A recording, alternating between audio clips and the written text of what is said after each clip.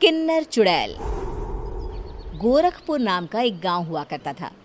उस गांव में ज्यादा लोग नहीं रहते थे। उस गांव में एक गर्भवती विधवा औरत रहती थी। उस औरत का नाम कमला था। कमला अपने घर में अकेली रहती थी।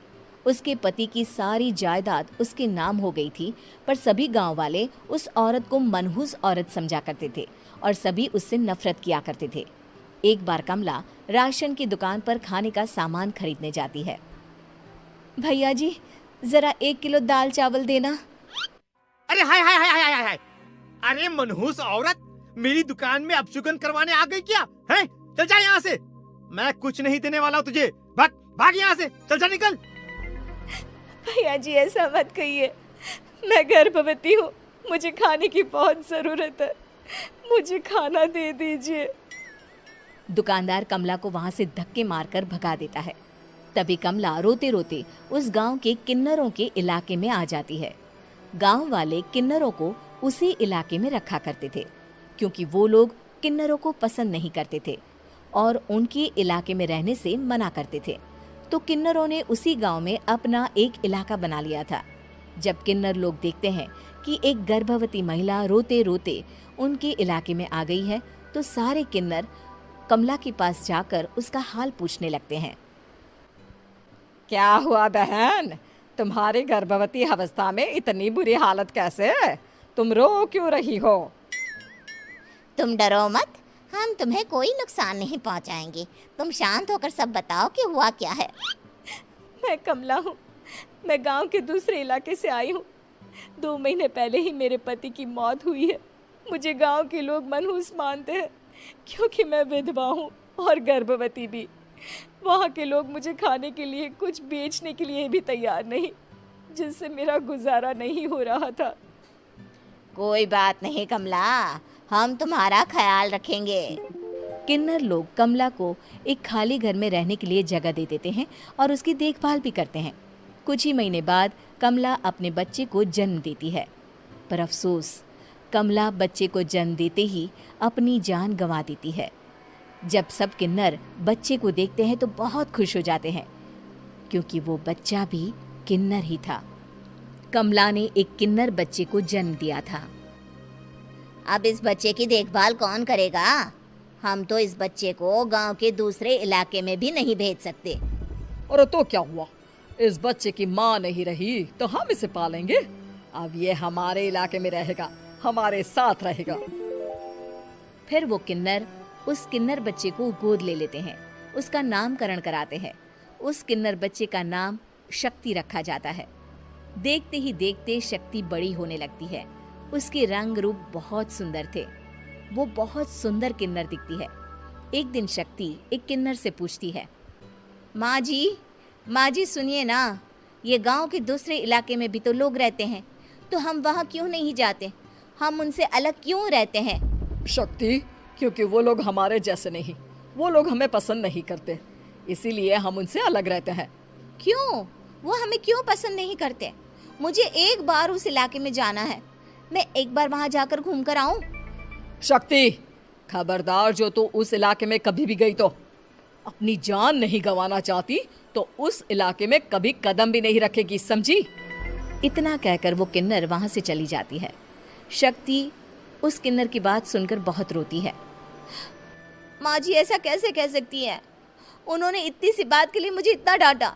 अब तो मैं उस इलाके में जरूर जाऊंगी। फिर एक दिन शक्ति गांव के दूसरे इलाके में चुपके से जाती है। ये लोग तो हमारे जैसे ही इंसान हैं, तो ये हमसे नफरत क्यों करते हैं?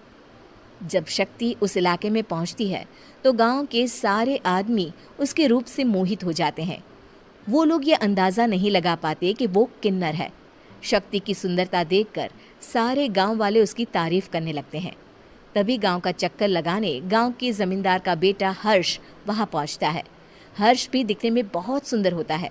जब हर्ष ने शक्ति को देखा तो वो भी उससे मोहित हो गया, और जब शक्ति की नजर हर्ष पर पड़ी तो वो हर्ष को देखकर मोहित हो गई।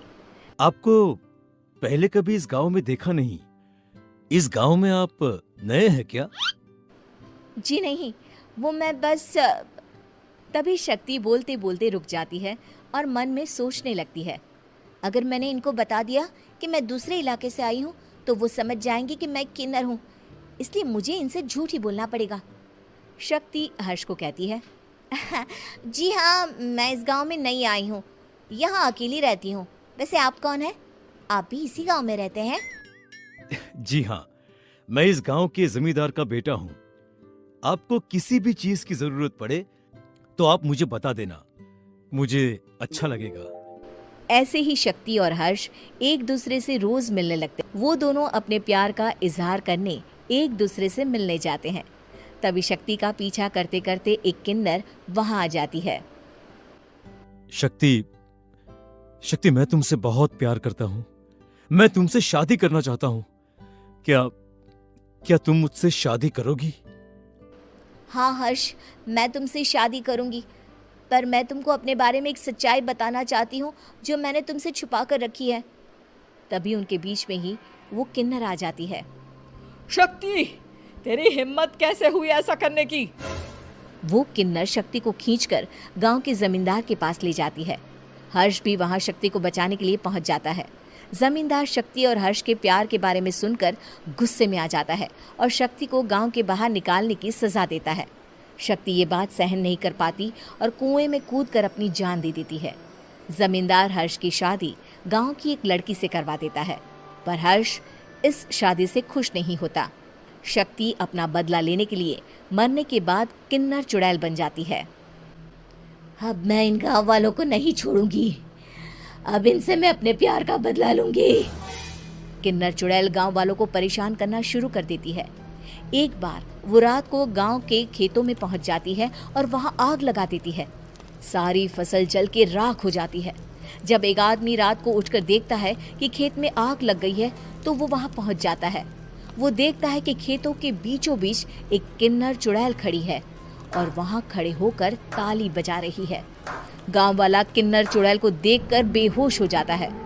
जब सुबह उस आदमी को होश आता है तो वो सीधा जमींदार के पास जाता है। अरे जमींदार साहब, अरे वो किन्नर चुड़ैल ने मेरी सारी फसल जला दी। अब मैं क्या करूंगा? क्या होगा मेरा? जमींदार चुड़ैल किन्नर का नाम सुनते ही सब कुछ समझ जाता है। अब वो बहुत डर जाता है। उसी रात को जब जमींदार डर के मारे अपने कमरे में सो नहीं पाता, तभी वहां अचानक से किन्नर चुड़ैल आ जाती है। किन्नर चुड़ैल जोर जोर से जमींदार के आगे खड़ी होकर हंसने लगती है और ताली बजाने लगती है।